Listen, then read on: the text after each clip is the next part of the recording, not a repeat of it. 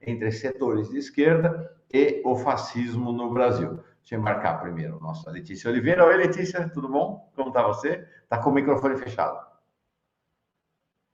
Esqueço. Bom dia. Bom dia, querida. Bom dia. Que bom que você está aqui.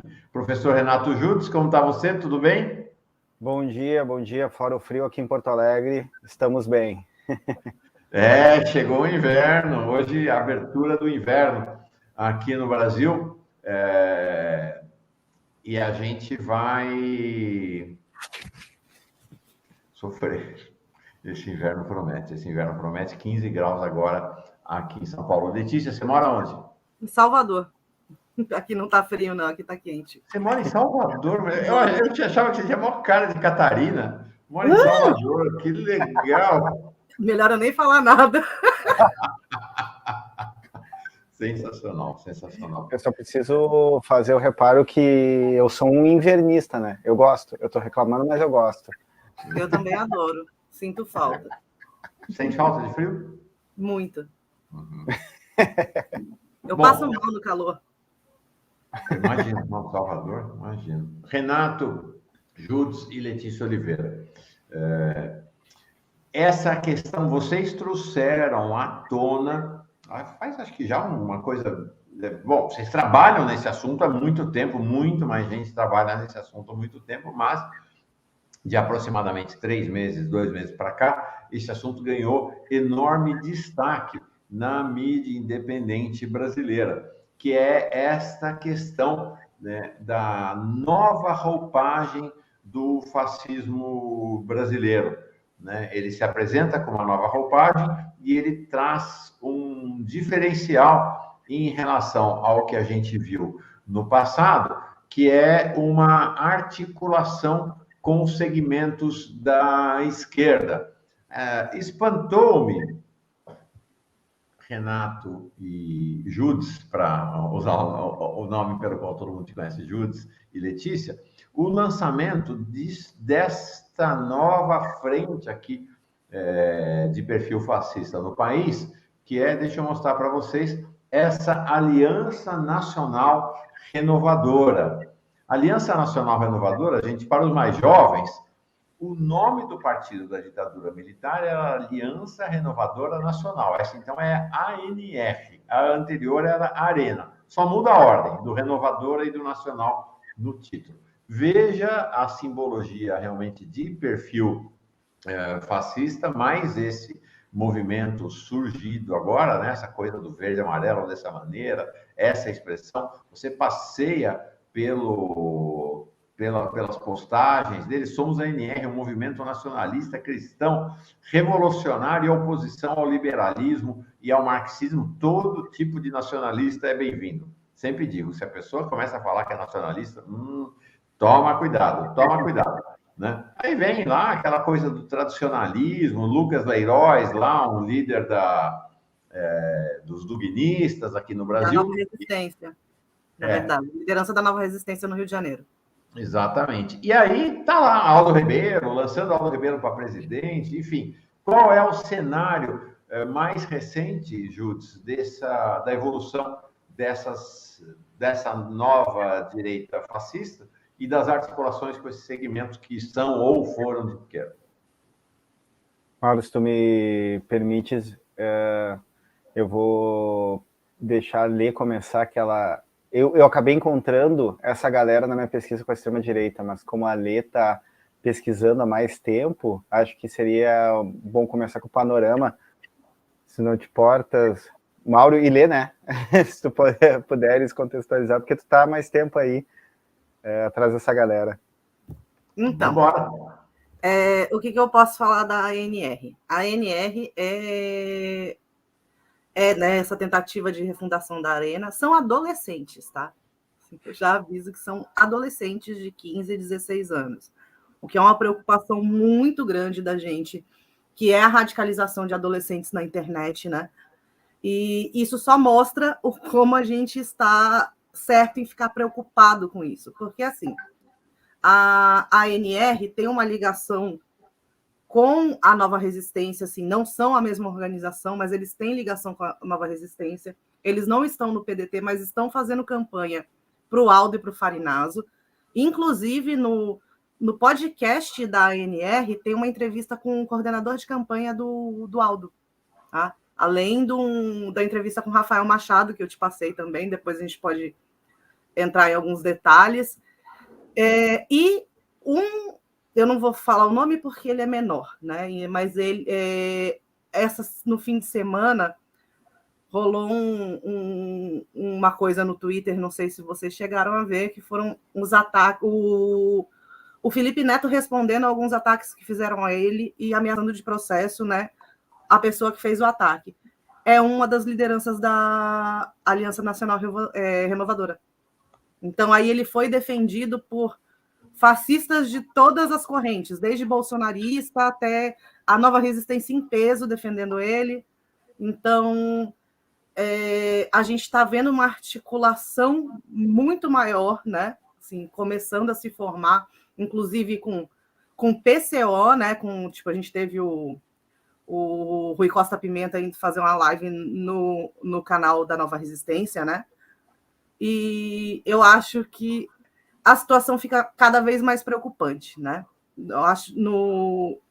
Eu só queria entrar numa coisa aqui que é assim, o Machado, ele fala em uma das entrevistas, eu não sei, que eu te mandei, não sei se é na entrevista para a ANR ou para o podcast da ANR, ou se é uma entrevista para um podcast nazista do Peru, onde ele fala que ele tem intenção realmente de ser candidato, não agora, e que eles têm intenção de lançar pelo menos 3 candidatos agora ao Legislativo esse ano. É importante, o Rafael Machado é o líder da Nova Resistência, que é a principal frente do movimento duguinista no país, e o dono do PCO esteve lá recentemente sendo entrevistado por eles. Tem um elemento que a Lê está chamando a atenção, que é muito, muito importante para a gente entender a nova extrema-direita global, que é exatamente esse recrutamento, né, na internet, principalmente de adolescentes. E aí a gente tem todo o caso estadunidense, né, desses adolescentes channers que estão nesses 4chan, 8chan, Reddit, que acabam sendo um exército não só que se engaja fisicamente, mas de produção de narrativas, de conteúdo, de ataques. Eles se organizam nesses fóruns, assim. Então, há uma importação quase, há um modelo que a gente vê, principalmente na articulação da alt-right ali, logo depois dos anos 2010, que vai sendo plasmado em vários países.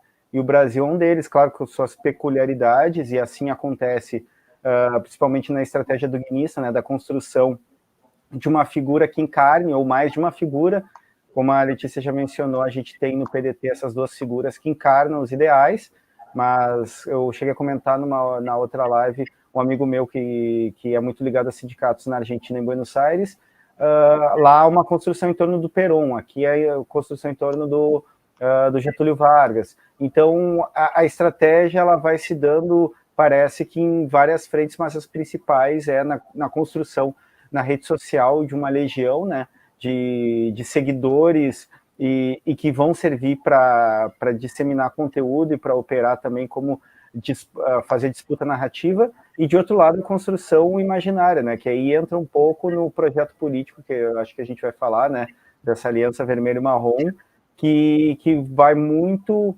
dentro de uma ideia de remodelação por dentro, né? E essa é uma estratégia que é muito mais sutil e mais sedutora para setores da esquerda, e tu pontuaste bem, Mauro, e eu sempre falo também, o nacionalismo é um alerta, porque é onde eles vão capturar, né? É onde vai vir isso. E esse grupo que tu mostraste agora aí da ANR, eu não sei se eu tô falando até o contrário, porque eu tô acostumado com as aulas de história, né? Eu não sei se eu vou inverter, mas a gente vê também a proliferação de pequenos grupelhos reivindicando, né, um simbolismo ligado, então, à história pregressa fascista, ou com o ideário fascista no Brasil, que vai sendo reconstruído, vai sendo repaginado. Eu me lembro de só fechando parênteses, eu me lembro de uma discussão quando eu ainda estava na faculdade, lá pelo começo dos anos 2000, que começou, pelo menos aqui em Porto Alegre, a se vender uma camiseta de um smile, esse sorrisinho de emoji, com o bigode do Hitler. E aí começou uma discussão de, mas é engraçadinho, etc. Isso foi muito debatido porque foi normalizando. E a gente vê, 20 anos depois, os reflexos da normalização de determinadas simbologias e de uma repaginação mais amistosa, mais amigável. Claro que nesse caso era o Hitler, que é muito mais fácil de identificar, mas quando a gente vai vendo isso no imaginário de um nacionalismo, no imaginário de um Getúlio Vargas, que cada vez mais vai sendo remodelado para um nacionalismo neofascista doguinista, a gente vai percebendo que é um terreno pantanoso, né? Que a gente vai botando o pé e daqui a pouco a gente está com a perna inteira afundada lá dentro. E é isso que a gente está tentando denunciar antes que se torne impossível voltar atrás, assim. Sim. Eu só queria fazer uma pequena, na verdade, complementar o que o Judis falou. A gente aqui no Brasil, a gente já tem um histórico de recrutamento de adolescentes desde antes, assim, a gente já, assim, desde antes de começar do Gamergate, né, que foi o ponto crucial lá nos Estados Unidos para que esses channers, né, ficassem famosos, mas a gente aqui no Brasil, pelo menos desde 2011, a gente tem a atuação dessa galera em fóruns do Orkut, inclusive a Lola fala muito isso, a Lola foi a primeira a apontar a ligação do assassino do massacre de Realengo com os fóruns masculinistas, né, e incel aqui do Brasil. Então, a gente tem essa atuação aqui no Brasil desse tipo de tentativa de cooptar adolescentes, principalmente, que é muito mais fácil, né? E já há muito tempo. Não, verdade. Não, é impressionante como esses laços estão acontecendo mais ou menos à luz do dia, né? Não é tanto à luz do dia assim, mas vocês estão trazendo à luz do dia. Olha, quero me desculpar, Daniel, o cara teve uma maior dificuldade com a internet para entrar. Minha internet está um desastre hoje aqui também, então se estiver falhando, tudo, estou tentando dar uma ajeitadinha aqui, mas está complicado. Qualquer coisa, a Letícia e Judis reclamem também, me avisem aqui que eu não consigo ver o quanto estou indo mal. Deixa eu mostrar para vocês um negócio aqui, para que a gente tenha a dimensão do quanto isto está evoluindo. Deixa eu mostrar um Twitter de uma pessoa que se apresentava até recentemente como sendo de esquerda, acho que já nem faz isso mais, já deixou de se apresentar assim, porque fala que é nacionalista, né? Vem nessa linha nacionalismo. A gente tem mencionado ele aqui algumas vezes, não tanto pela relevância política, mas pelo caráter simbólico, né? Eu lembro bem de ter encontrado essa pessoa mais de uma vez nas mobilizações por Lula livre, né, em 2019. Né? E essa figura vem fazendo um deslocamento ao longo dos anos. Olha aqui que coisa me chamou a atenção. Rogério Anitablian, sobre a vitória do Petro. Lavajatistas e a Faria Lima estão felizes com a vitória do Petro. Esta é a notícia. Alguns ainda acreditam na narrativa da mídia mainstream que as eleições no Chile, Peru e Colômbia contrapuseram fascismo e comunismo. Liberalismo, meus caros, menos paixões, por favor, eles embaçam a visão. Um ataque aberto a Petro, um ataque aberto aos governos de esquerda na América Latina. Fiquei chocado quando vi. Acho que foi você que me passou, Judis, ou você, Letícia? Acho que foi o Judis. Assim, tem uma coisa interessante aí, que ele falar sobre, né, que foi uma vitória contra o fascismo e o comunismo, né? Então, assim, isso já aí já é tipo a gente já fica meio de orelha em pé, entendeu? Porque isso é uma mentira, inclusive, né? A campanha, pelo que eu acompanhei também na internet, eles se colocaram, tipo, os eleitores do Petro diziam abertamente antifascistas, né?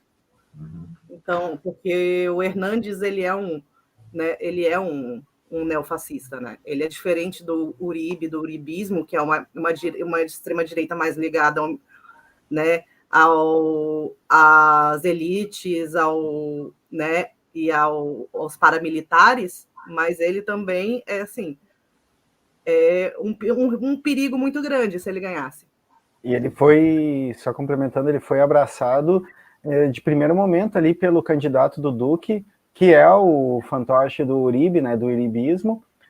Inclusive, eu mandei para o Mauro esses tweets aí, porque acompanhando, inclusive hoje eu estou com a minha pala colombiana, comprei lá, os movimentos sociais ali, sabe, tem gente próxima, também tem gente muito próxima de movimentos sociais na Colômbia, comemorando muito a vitória do Petro, porque era improvável, bastante improvável. Sim. Só que esses tweets eles são simbólicos, são sintomáticos de alguém que está lendo possivelmente um livro de um filósofo russo, porque é exatamente todo o discurso nacionalista a partir daí vai sempre dizer que está lutando contra o liberalismo e tudo, e é um pensamento infantil.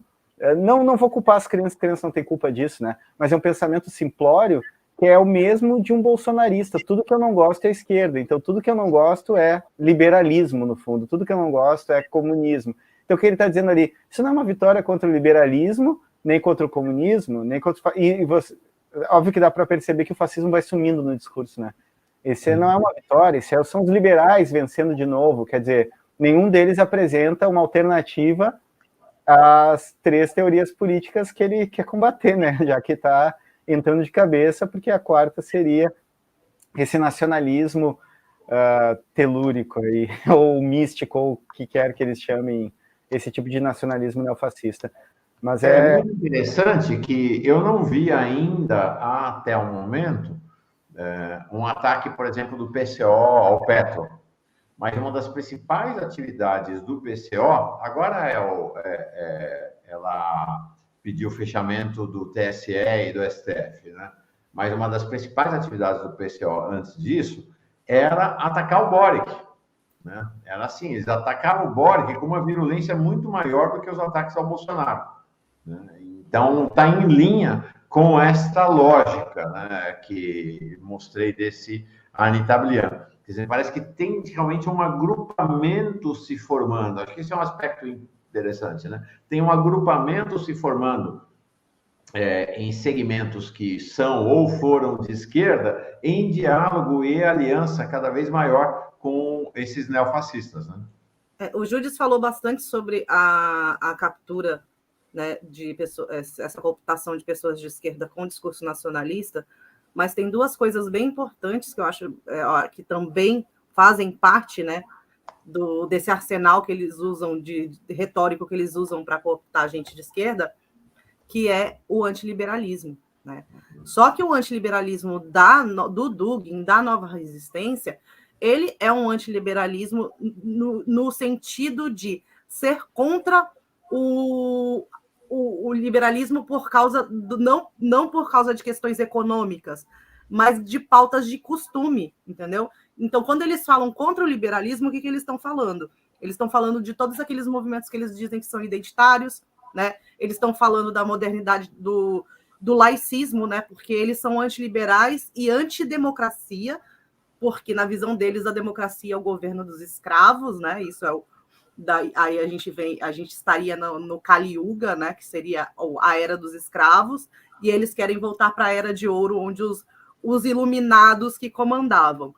Então, se a pessoa, ela não, como eu sempre falo, se a pessoa não tiver uma formação política sólida, ela vai cair nesse papo sem perceber as armadilhas, entendeu? Porque é um discurso abertamente reacionário e mistificante da política. Não sei se existe essa palavra, mas ele mistifica o discurso político, inclusive, né? Eles usam muito essa mistificação no próprio discurso. Não, isso é muito forte e não é à toa que o tema democracia está cada dia mais reduzindo-se nesses segmentos, descolorindo, ganhando menos relevância no discurso desses segmentos da esquerda, né? Dos nazifascistas nem é para falar, não precisa nem falar. Mas nesses segmentos da esquerda, a ideia é de que existe uma prioridade da luta contra o imperialismo em relação à luta pela democracia, né? A gente vai ver na Nova Resistência a prioridade da luta contra o globalismo e não da luta democrática, né? Que eles ignoram a luta democrática. A Auri Mainetti dizendo aqui, nova resistência é integralismo e os piores racistas e homofóbicos. Eu vou... Fala, Júlio, você queria falar? Eu ia comentar um elemento para complementar, nesse sentido que a Lê falou, inclusive, só para deixar bem registrado, porque eles gostam, eles têm vergonha, né, de se assumir fascistas.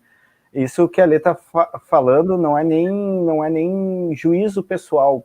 Na quarta teoria política, até a página 30, tu vai encontrar o Dugin falando que é contra direitos humanos, contra a democracia e todos esses valores liberais. E aí entra um elemento que, globalmente, a extrema-direita acaba se reivindicando, que é um tradicionalismo ligado às origens do Ocidente, e aí tem um paradoxo que eu acho genial e que, como professor de filosofia, eu dou gostosas risadas, que eles passaram a consumir muito conteúdo de filosofia clássica grega para construir a ideia do masculino como soberano, quando a gente sabe que as relações homoeróticas entre os gregos eles não eram só permitidas, eram benquistas. A gente tem discursos do Sócrates falando como a relação entre homens é a relação superior, porque não se submete a nenhuma utilidade. E aí entra um elemento que eu acho importante para entender também a captura dos adolescentes, mas não só dos adolescentes, e que passa a ser um traço bem importante nesse momento histórico, que as teorias da conspiração que sempre existiram na sociedade, elas começam a sair um pouco das margens e entrar no centro do debate, que é uma noção que alguns autores e autoras chamam de gamificação da política, que é a noção de que a gente está num jogo. Então, essa noção de que a gente está lutando contra um esquema global que seja capitaneado pelo George Soros, que seja pelo globalismo, que parece uma espécie de Cthulhu, assim, um ser das profundezas que está dominando o mundo, degradando. Eu olhei para ele e pensei, isso dá uma noção para aqueles que aderem tanto a essas teorias como os antivacinas, os QAnons e todas essas teorias da conspiração, eles se sentem parte de um jogo no qual eles vão montando as peças, eles vão encontrando elementos no caminho, vão sendo deixados esses elementos, se vocês tiverem interesse em ver tweets do que é o QAnon, essa teoria conspiratória, são sempre coisas muito doidas, assim, o milho solto no arado, daí tu pensa, nossa, isso aqui é o Bill Clinton que tem uma relação com o pedófilo, é umas coisas assim. A extrema-direita... ARG, né, Judes? É um ARG, que eles chamam, né, aqueles jogos de realidade... Eu acho que a realidade aumentada são joguinhos que tem na internet, muito parecido. E isso é extremamente sedutor, porque é uma construção já no imaginário desse tipo de jogo, já para a minha geração que pegou os videogames, mas para as novas, de montar peça, essa ideia de puzzle. E um puzzle que é montar esse quebra-cabeças com elementos políticos que vão desmandando uma ordem e que te dão um caminho ali na frente. Ó, tu se engaja nessa luta, tu se engaja nesse esquema, que a gente vai ter uma guerra santa, vai ter uma luta contra esse globalismo, o identitarismo, e o problema disso é que acaba seduzindo não só esses adolescentes que estão mais isolados, vulneráveis, que estão dentro desse jogo, vai acabar gente da esquerda escorregando nisso, porque quando a gente fala de imperialismo, daqui a pouco isso vai virando uma entidade metafísica, ou seja, um ser sobrenatural que justifica qualquer coisa. Então, o que acontece? Vou abraçar Putin porque ele está lutando contra as imposições estadunidenses no leste europeu sobre a Ucrânia. Quer dizer, tu pega algo factível, uma leitura que é sim, importante dos interesses e econômicos liberais para dentro do leste europeu, que ameaçam, então, a Rússia, para abraçar necessariamente um plano de libertação do Putin, etc. Bem resumidamente, eu até fiz um vídeo sobre isso, a gamificação ela insere o indivíduo num jogo no qual ele se sente recompensado quando ele vai montando as peças e vai aderindo a essa lógica de seita. Então ele vai pertencendo a um grupo revelado que se sente em alguma medida superior porque está encontrando a verdade. Há um elemento, e eu sempre cito, porque eu gosto muito do psicanalista William Reich, que analisou o fascismo em 1933, que é um elemento religioso na extrema-direita. E quando a gente fala de bolsonarismo, por exemplo, a gente está lidando com gente que adere por motivos religiosos, de uma luta do bem contra o mal. Então, isso é uma coisa que a gente também tem que atentar nessa adesão. Mas uma questão, desculpa, fala, uma coisa, por favor, a gente tem, assim, uma das formas, né, que eles fazem esse tipo de coisa, a gente vê isso muito no 4chan, né, assim, mas isso, na internet, no geral, a gente vê isso, que são as pessoas que começam, né, a representar um papel, né? Elas dizem que estão representando esse papel, que elas não são realmente nazifascistas, né? Então elas usam esse discurso para chocar. E no fim das contas, né, elas acabam sendo realmente radicalizadas, porque começam a ter muito acesso, entendeu? Eu tenho até um nome para isso que eu esqueci agora, porque minha cabeça não anda muito boa, mas tem um nome específico para isso, que é você, né, como se você estivesse num jogo de RPG e você estivesse atuando ali o tempo todo, um personagem, entendeu? Então, eu acho isso é muito importante a gente entender também, porque, assim, eu vejo muita gente, muitos jornalistas que fazem, podem até ter boas intenções, mas acabam, por exemplo, fazendo matéria sobre chance, sem entender as pegadinhas que existem ali no discurso deles, e aí eles usam isso para dizer que todo mundo está louco e todo mundo tá vendo fascismo onde não tem, porque é só uma brincadeira, entendeu? Isso aí é muito perigoso, assim, é uma armadilha que a gente tem que tomar muito cuidado para não cair, né? E eu acho que é só isso mesmo.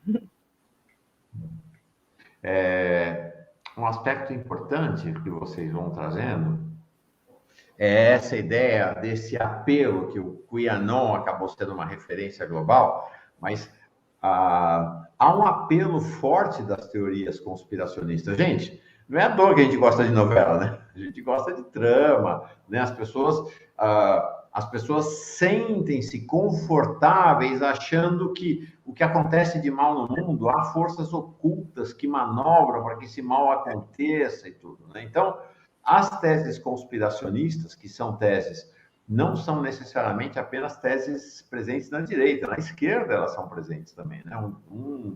Por exemplo, um exemplo é essa coisa da acusação de identitarismo, né? Esse é outro, como se diz, apito de cachorro para a infiltração da direita na esquerda. Começou a falar em identitarismo, pode ter certeza que é a infiltração das ideias da direita na esquerda. Qual é a ideia desse identitarismo? É que não os movimentos feministas, negros, LGBTQIA+, não são movimentos das pessoas negras, das mulheres, das pessoas LGBTQIA+.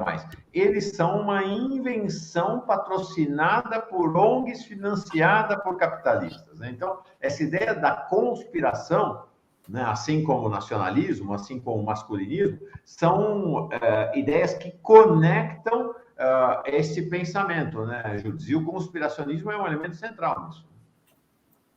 Sim, ele acaba nos colocando numa ideia de que a gente está... Não por acaso a metáfora principal da extrema-direita, da nova extrema-direita global, vem do filme Matrix, né? Que as irmãs Wachowski se obrigaram a fazer uma continuação para explicar para a galera que não entendeu bem, assim, né? E aí eu até falo de brincadeira que o Matrix da extrema-direita brasileira foi Tropa de Elite, que não entenderam a denúncia e tomaram como o contrário, que é o caso, né? Claro que isso remonta a uma estrutura de pensamento ocidental bastante antiga, porque a própria noção de Matrix, de que a gente está numa realidade na qual há elementos que nos mostram que há uma verdade, a gente tem que, então, ir atrás dessa verdade e revelar ela. As origens disso, pelo menos no pensamento ocidental, a gente remonta à República de Platão, livro 7, que é o mito da caverna, que todo mundo na escola viu e não aguenta mais, mas o que aquilo mostra já como uma suspeita, e que isso vai se encarnar no imaginário ocidental, pelo menos, é que a gente pode estar sempre vivendo sob relações de poder que de algum modo, a gente não compreende. E aí, quando a gente chega na modernidade, quando a gente chega, por exemplo, na crítica de Marx, a questão da alienação, que ele pega de Hegel e transforma em uma dialética material, ou seja, que incide sobre o mundo, ele vai dizer o seguinte: olha, tu está apertando parafuso, mas tu não sabe quem está ganhando com isso, tu não sabe montar o carro inteiro. Isso, em alguma medida, é uma dimensão que, por si só, não nos insere num campo de crer em realidades alternativas, mas eu dou como exemplo porque ele acaba perpassando a história. E quando a gente pega, nesse momento, o globalismo, o que acontece?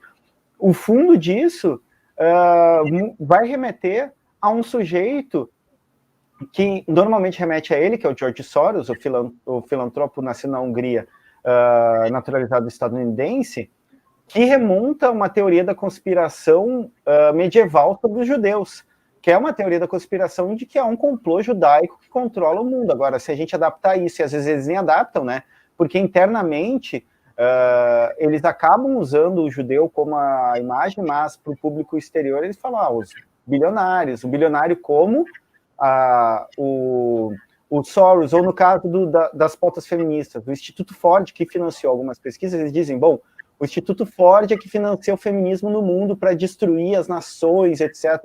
Como se as nações elas tivessem... Isso é uma grande trapaça que as pessoas acabam caindo às vezes.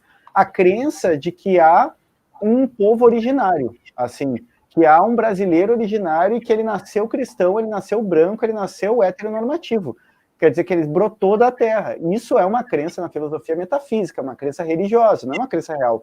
Porque a construção de gênero, a construção de raça, a construção de povo, elas são contexto dependentes, elas dependem de política, de história, dependem de uma série de relações de poder. Quer dizer, eu falei antes da construção do imaginário da nova extrema-direita, retornando aos gregos para dizer que o homem é superior, porque eles não sabem ler filosofia grega. Quer dizer, aquilo ali, no contexto grego do século IV antes da Era Comum, antes de Cristo, as relações homoafetivas, elas eram vistas com bons olhos. Então, se for construir, o neofascismo grego vai dizer, bom, o masculinismo tem que estar no topo, eles vão ter que falsificar uma história e criar uma imagem de tradição do que é o homem, do que é a mulher, do que é a raça, do que é o povo. Esse é um perigo para a gente. Essa é uma questão interessante, né? Porque você quer fazer tudo uma história de ficção, uma grande conspiração, e não olhar para a complexidade das coisas, né? Então, Fundação Ford, você falou o exemplo da Fundação Ford, acho um exemplo bem interessante, porque a Fundação Ford é uma fundação criada lá atrás por conta do dinheiro da família Ford. E o Henry Ford, ele foi um dos disseminadores, né, dos protocolos dos sábios de Sião nos Estados Unidos. Exato, né? Agora, com os anos, a Fundação Ford ganhou autonomia. A Fundação Ford não tem mais nada a ver com a Ford, nada a ver. É uma fundação dos Estados Unidos, é uma fundação que, é claro, não é uma fundação de esquerda, não é uma fundação socialista, mas imaginar que a Fundação Ford é meramente um instrumento do imperialismo é uma simplificação, né, que vai a favor exatamente dessa ideia das grandes conspirações. A Fundação Ford, aqui no Brasil, já foi presidida por uma ex-ministra do PT, por exemplo. Certo? Acho que isso é uma coisa importante para a gente ter em mente, né? É uma coisa mais complexa. A Nilceia Freire foi presidenta da Fundação Ford aqui. O pessoal fala, porque o PSOL, porque isso, porque aquilo. Gente, vou contar uma coisa para vocês. Esse mesmo pessoal que lança acusações esconde o seguinte: sabe quem já recebeu dinheiro da Fundação Ford aqui no Brasil? A CUT. A CUT, a Central Única dos Trabalhadores. Então, as coisas são um pouco mais complexas do que essas teorias conspiratórias, né, Letícia? Assim, eu lembrei o termo LARPing, que significa Live Action Role Play, né? O LARP. E então, assim, é uma atuação mesmo, né? Como se você estivesse num jogo, num RPG ao vivo, né?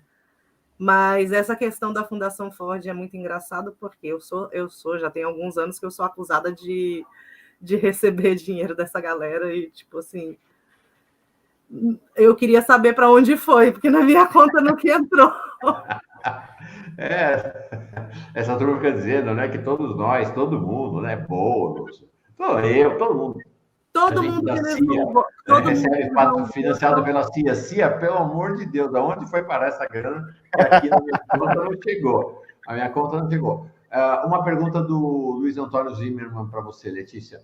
O PDT, está existindo uma reação interna dentro do PDT em relação ao excentrismo, né? Está lá o do Rabelo, está lá esse comandante Farinazzi. Tem alguma reação dentro do PDT? Tem, assim, principalmente a reação está vindo do pessoal do PDT Diversidade, né? Com a Duda Salabert, né? A Duda Salabert recebeu muitos ataques, inclusive eu passei para você nesse podcast da NR, o Machado chega a falar que o Ciro, que ele não vai votar no Ciro, porque enquanto ele não resolver o problema do Duda Salabert, né? Ele usa o pronome masculino, porque a Duda é uma mulher trans, então, para ofender, né? Existe sim uma disputa, eu só não sei se essa disputa vai dar em algo, porque isso é uma coisa... Já chegou num ponto que eles meio que tomaram conta, entendeu? Mesmo que não seja a Nova Resistência em si, o discurso deles tomou conta. Tem outras correntes dentro do PDT que estão com o mesmo discurso e que apoiam a Nova Resistência, entendeu? Então, eu esqueci o nome da presidenta do PDT Diversidade, mas é uma moça trans do Mato Grosso do Sul, inclusive. Eu cheguei a acompanhar um Spaces que fizeram, tá? Eu acho que foi logo no dia que saiu a matéria do Congresso em Foco. Teve um pessoal da militância do PDT que fez um Spaces para falar, para dar espaço para a Nova Resistência falar, entendeu? E ela entrou, assim, foi excelente, acho que é Amanda o nome dela. E ela deu um esculacho tão grande que, assim, de uma forma fina, assim, sabe? Sem alterar, sem xingar, que o Machado falou que saiu, que ia voltar e nunca mais voltou. Interessante, sabe? Na quinta-feira nós vamos ter uma entrevista aqui imperdível, vai ser bem polêmica, mas acho fundamental, com o Leonardo Boff. Ele vai abrir a programação na quinta-feira, ele escreveu um artigo corajoso para enfrentando toda essa turma aí falsamente nacionalista, porque o pessoal faz a defesa, a Amazônia é nossa, mas estão lá destruindo a Amazônia, né? Estão liquidando com a Amazônia é nossa, estão lá destruindo a Amazônia. Vamos trazer o Boff para dizer o seguinte, para defender a seguinte tese, com a qual eu concordo, inclusive, de que a Amazônia não é nossa coisa nenhuma. A Amazônia é um bem da humanidade. A Amazônia é um bem de toda a humanidade que está presente não só no Brasil, está presente em 9 países da América Latina e que deve ser cogerida pelo Brasil. É claro, o Brasil tem uma enorme proeminência nisso, com apoio de toda a humanidade. A Amazônia não é nossa no sentido de que é brasileira. Esse é o discurso do Bolsonaro lá com o Putin, né? Voltou e parte da esquerda dizendo, que maravilha, o Putin apoiando a política do governo brasileiro para a Amazônia. Bom, a política do governo brasileiro para a Amazônia é destruir a Amazônia. E a gente quer a floresta em pé, né? E quer a floresta em pé como um bem para a humanidade. E nós podemos cobrar, de fato, o Brasil pode cobrar. Bom, não vai ter destruição da floresta? Qual é o imposto que a humanidade vai pagar para a preservação da floresta? Ok, vamos discutir abertamente. E essa questão da Amazônia apareceu no caso do assassinato do Dom e do Phillips, né, em que houve ataques brutais, né, do Bolsonaro, do bolsonarismo, ao Dom e ao Phillips, dizendo que eles eram, né, em outras palavras, agentes do imperialismo lá na Amazônia. Tem até uma entrevista muito relevante. Essa posição é uma posição que foi ecoada e foi gerida, por exemplo, pelo Aldo Rebelo e por toda esta turma. Eu vou ler aqui para vocês algo que o Aldo Rebelo falou recentemente numa live. Ele disse assim, essas pessoas aí que assassinaram, provavelmente, os dois são ribeirinhos. Gente que vive também ali no limite do acesso às melhores condições de vida. Vive de pesca, pobrezinhos.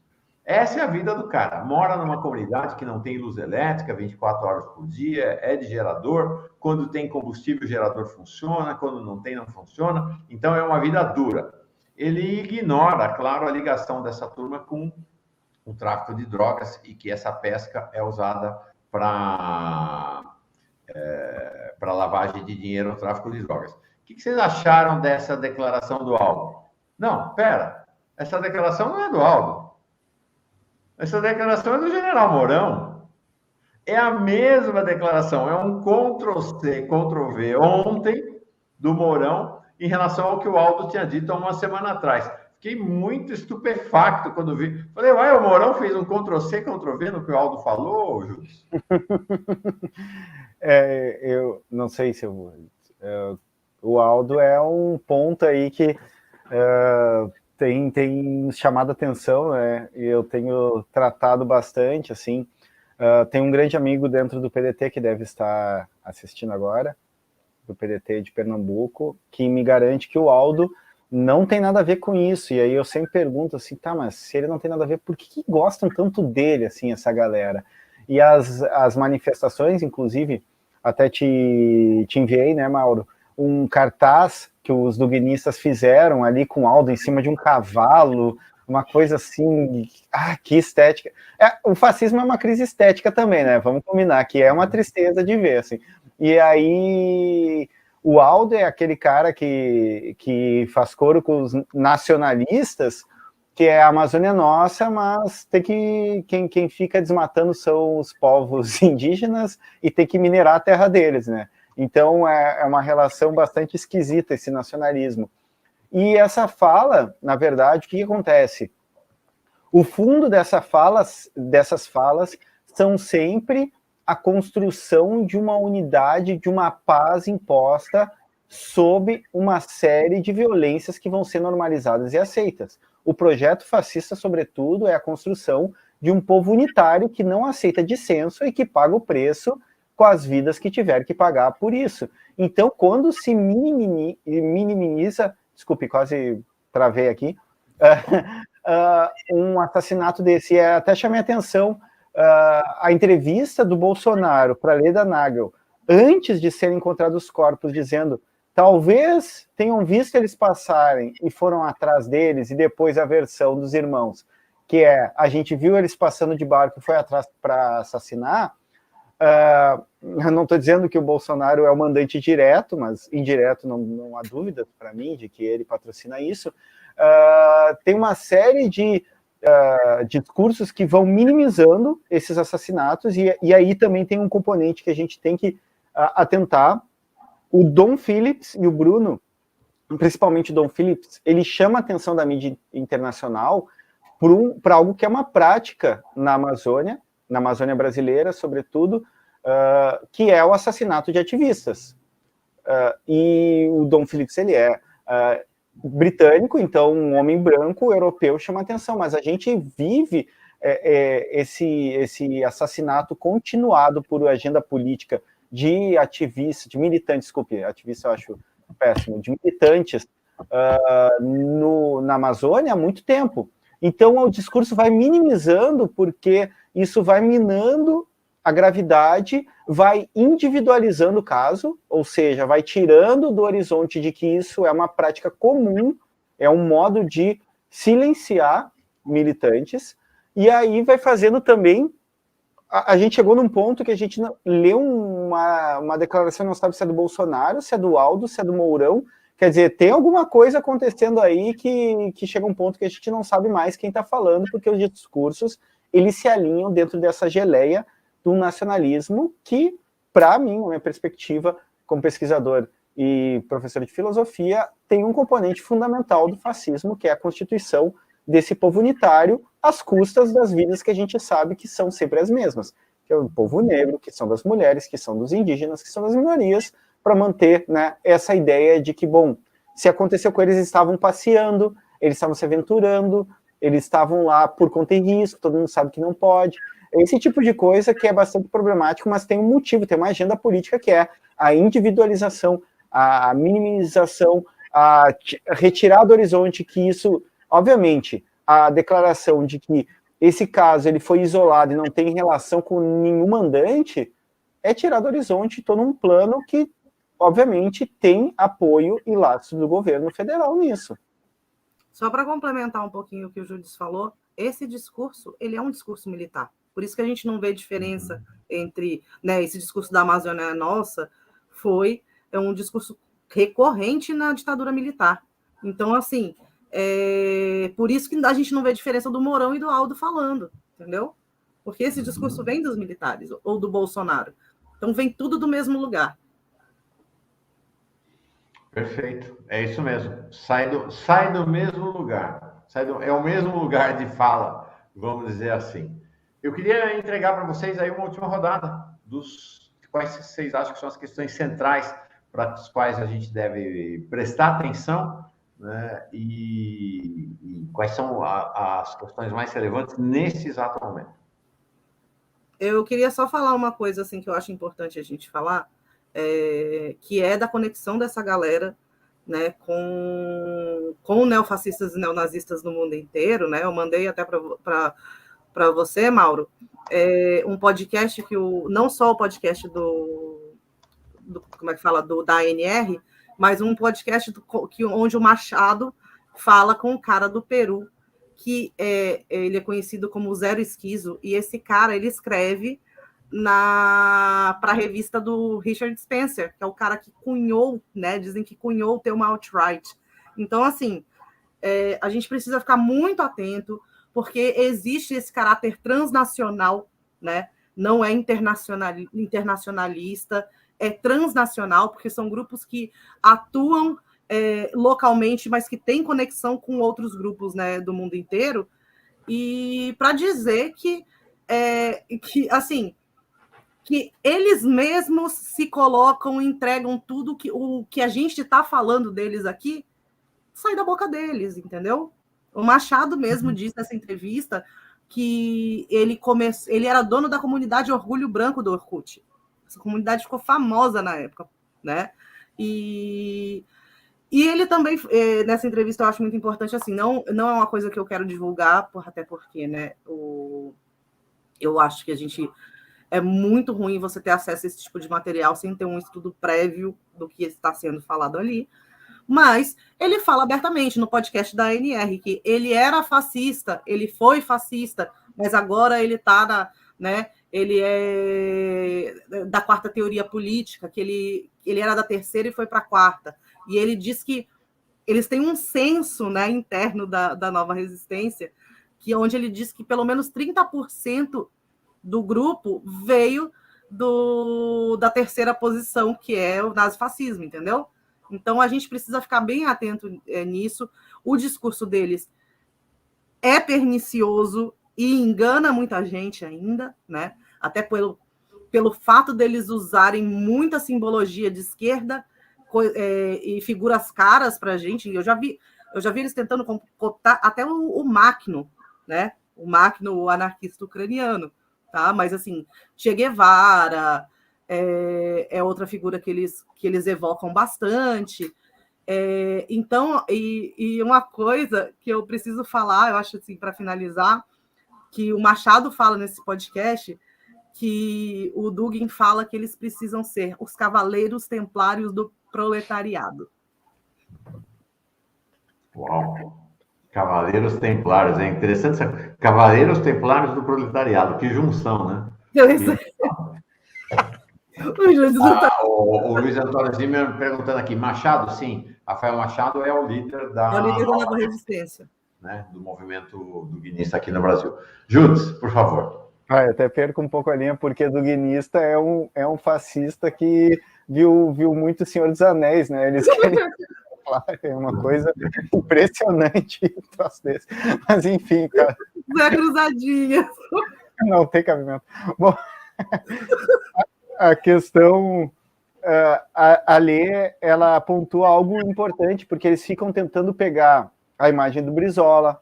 Outro dia estava circulando nesse ecossistema duguinista brasileiro uma foto do Brizola falando com o Plínio Salgado, então, um líder integralista.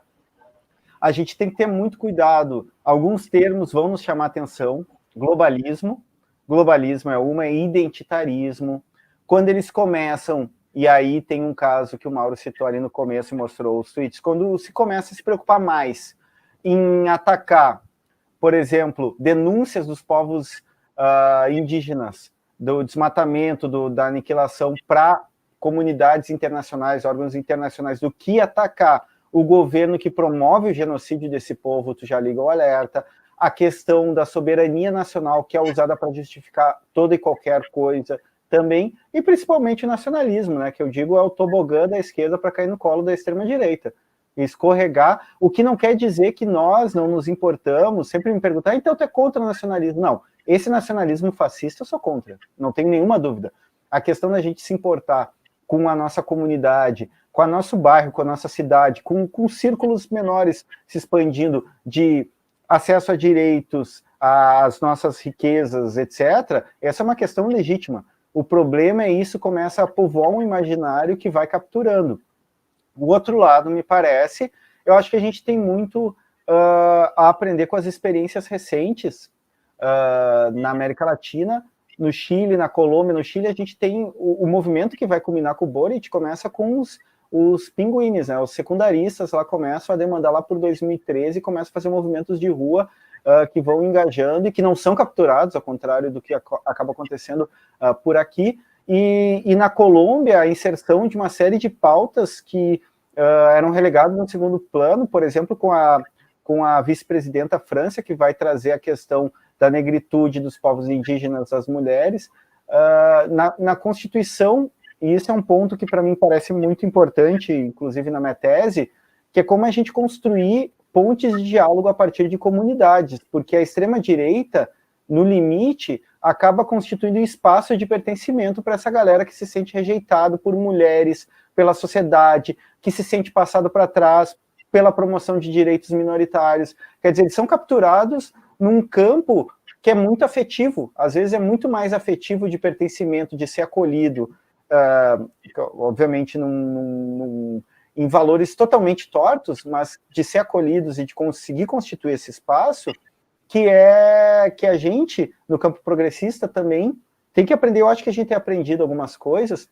Para mim, um marco é quando começa a se articular, a partir dos movimentos de mulheres, os protestos do Ele Não, que acaba congregando grupos que normalmente não se juntariam por uma pauta comum, e acho que a gente tem que se valer dessa inspiração, dessa criação, e também parar de desviar o olhar para o lugar onde o povo está, né? Assim, eu sou um militante do espaço do futebol, minha militância antifascista começa no futebol, e acho que há vários espaços populares que estão sendo disputados por campos progressistas e que não podem ser negligenciados, e tudo isso passa por campos de pertencimento de comunidade ou de constituição de laços afetivos mínimos no qual a gente consegue se inserir, porque se a gente continuar só apontando o dedo e execrando, a gente vai continuar perdendo essa galera, e essa galera vai continuar caindo no colo da extrema-direita, assim. Principalmente falando como um professor que trabalha com adolescentes, a gente tem que aprender a constituir pontes para ouvir, dialogar e tentar, né, trabalhar com isso, porque senão não vai dar certo, se a gente continuar só... Claro, entendam bem, criticar é importante, cancelar algumas pessoas é importante, mas se a gente tiver esse espírito do tempo de que todo mundo que me desagrada, eu vou lá e uma expressão bem gauchesca, eu avacalho essa pessoa e torno ela uma pessoa impossível de diálogo, tirando os casos de fascistas, nazistas, que daí não tem que falar mesmo, a gente vai continuar jogando essa galera no colo de grupos que vão dar um abrigo comunitário, e aí a gente perde essa galera. Acho importante constituir esses espaços, quando for possível, claro, não é todo mundo, não tem como abraçar todo mundo, não tem como ser pedagógico com todo mundo. Mas sempre fazer a guerra cultural. Então, a guerra cultural está aí, está dada. Né? A guerra cultural está aí. Guerra cultural, não tem que fazer nada, é porque já perdeu. Entendeu? É porque já perdeu. Fala, Letícia, vamos encerrar mais uma. A Letícia encerra para nós hoje aqui. É porque, assim, a gente trata eu vejo muita gente da esquerda puxando isso que o Judis falou, que que não entende que realmente a gente está em uma guerra, né? Eu acho que o Mauro caiu. Acho que caiu. E aí, como é que a gente faz? Vai lá, fala aí, que daqui a pouco ele vai voltar. Então, a gente tem essa guerra que está acontecendo, né? Então a gente precisa realmente ocupar esses espaços, né? a internet é um espaço muito importante que a gente precisa entender que é um território em disputa. Eu gosto, depois que Ariel, que é uma amiga lá do Conselho de Segurança do Twitter, falou isso, eu fiquei com isso muito na cabeça. A gente não tem como separar entre vida real e vida online, porque a gente permanece conectado o tempo todo, entendeu? Uhum. Então a extrema-direita, ela tem ela não só controla, né? Porque a gente tem figuras como Peter Thiel, Elon Musk, essa galera que controla grandes empresas de tecnologia e a internet em si, mas a gente também tem a extrema-direita militante, né, controlando os espaços da internet. A gente precisa disputar isso. E sobre o nacionalismo, eu acho assim, o nacionalismo ele é importante, tá? Sim, a gente teve muitos movimentos de libertação nacional fundados no nacionalismo, mas sem... Para mim, o risco do nacionalismo é que é muito fácil ele cair no chauvinismo, entendeu? E aí, por isso que eu acho que é uma posição que a gente tem que analisar com muito cuidado. Posso um último comentário, Mauro, antes de fechar? Eu uso a receita do Franz Fanon. O nacionalismo ele é importante, mas quando ele se desenvolve em consciência social e política. O nacionalismo, por si só, ele tende, diz o Fanon também, eu concordo, ele tende a se tornar chauvinista, xenófobo e um elemento de exclusão. Era isso. A questão fundamental é que o nacionalismo, do ponto de vista da esquerda, historicamente, ele está profundamente imbricado com o internacionalismo. Sim. Na esquerda, só se pensa nacionalismo como uma dimensão do internacionalismo. Então, o nacionalismo de esquerda efetivo, ele está pensado, por exemplo, num bloco latino-americano. Né? Não é pensar o nacionalismo do Brasil acima de tudo, não. É pensar o nacionalismo como a integração do Brasil naquele lugar da sua pertença, que é a América Latina. Né? Então, essa é uma diferença fundamental. Né? Então, é um nacionalismo internacionalista. É um paradoxo? Mas é disso que é assim que a gente caminha. A Auri Mainetti manda aqui um último superchat. Muita gente da Nova Resistência fazia parte do Duplo Expresso, é verdade. É verdade, o Duplo Expresso anda pouco ativo, né? Era um portal aí que navegava nesse universo aí do conspiracionismo, né? Pois bem, acho que a Letícia caiu, né? Tá tentando voltar ali, deu algum problema. Tá. Judes, Letícia, obrigado demais pela presença de vocês. É sempre uma aula, é sempre esclarecedor estar com vocês. Muito inspirador mesmo. Obrigado, Judes. Agradeço demais, Mauro. Eu agradeço. Inclusive, eu e a Lê somos amigos e nunca estamos na mesma live juntos. E agora estamos pela primeira vez. Muito obrigado, Mauro. Legal juntar os dois aqui. A Letícia bom dia para todo mundo. Um beijo para ela também. Paz e bem. Tá bom, tchau, até mais.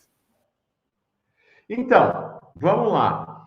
Deixa eu partilhar com todo mundo a nossa jornada. É uma jornada que se conta no tempo. E o nosso tempo de contar é todo dia realizado pelas mulheres das linhas do horizonte. Tem alguns poucos homens lá, mas hegemonizado pelas mulheres. 194 dias para 1º de janeiro de 2023, quando o Brasil inteiro, o povo brasileiro, claro, subirá a rampa com Luiz Inácio Lula da Silva, se cumprirmos com a nossa obrigação. Acaba de sair esse documento, o Diretrizes para o Programa de Reconstrução e Transformação do Brasil. Vocês estão vendo as assinaturas ali embaixo. Essas assinaturas não são dos partidos políticos, são dos partidos políticos. Então, PT, PSB, PCdoB, Partido Verde, PSOL, Rede e Solidariedade. Então, é o pré-programa de governo, são as diretrizes ainda, para a reconstrução, para o programa de governo da chapa Lula-Alckmin. Agora, daqui a 3 minutos, às 10 da manhã, os perfis do Lula transmitem ao vivo o lançamento dessas diretrizes. Vale a pena realmente olhar. Estamos subindo uma reportagem agora que vai ter o link para a íntegra desse documento, tá? Bem interessante. São 120 tópicos do programa de governo, então, do pré-programa de governo. Vale muito a pena olhar. Amanhã a gente conversa sobre ele aqui. Quero agradecer demais todo mundo que esteve nesse nosso Fórum Café. Mais uma vez, um encontro muito, muito especial. Alegria grande na presença de todo mundo. Amanhã estamos aqui de volta de novo. Com quem? Paulo Pimenta abre, né? Plínio e eu, claro, fazendo o giro das notícias da noite anterior e da manhã, da madrugada e da manhã. Na sequência, Paulo Pimenta, Vadida Mus, Juliane Furno, Cristina Serra e Michel German e o Rabino Uri Lan. Acho que vai ser bem legal essa nossa roda de conversa de amanhã. Valeu, gente querida. Paz e bem. Até amanhã.